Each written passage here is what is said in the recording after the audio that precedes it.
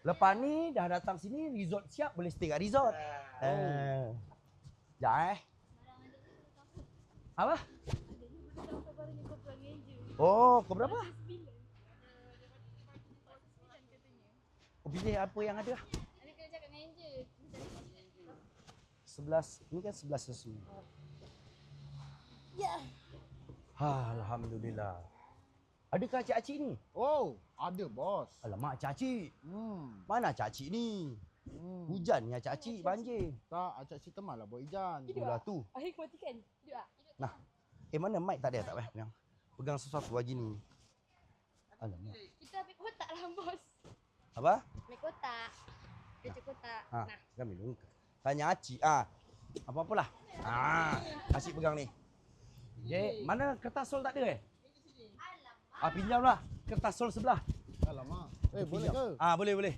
Pinjamlah kertas sol sebelah. Alamak. Apa? Ini je.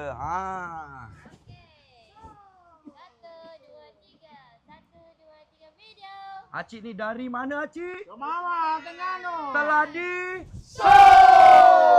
Alhamdulillah. Acik nak tanya sikit ni. Oh. Banyak kobra. 2, 3,000, 4,000, 5,000. Kenapa Acik pilih yang ini? Ush. Sedap. Color dia pun okey. Color pun comel. Comel. Tapi tadi bang, Acik cuma bajet 5,000 ke bawah. Alamak. Alamak. Tapi pasal jati ni, dia tentang dari mata ke hati kenanya, betul tak? Ya. Itu tak penting geng. Acik tahniah. Terima kasih. Subuh tau, kelas subuh. Oh, tak, lepas tu ini kad lama.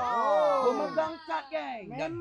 Memang. Okey geng, Acik ni dari Terengganu telah Sol. Lagi sekali tahniah Acik. Okey, ni suruh budak servis terus saya. Sol. Saya pick up geng. Ush.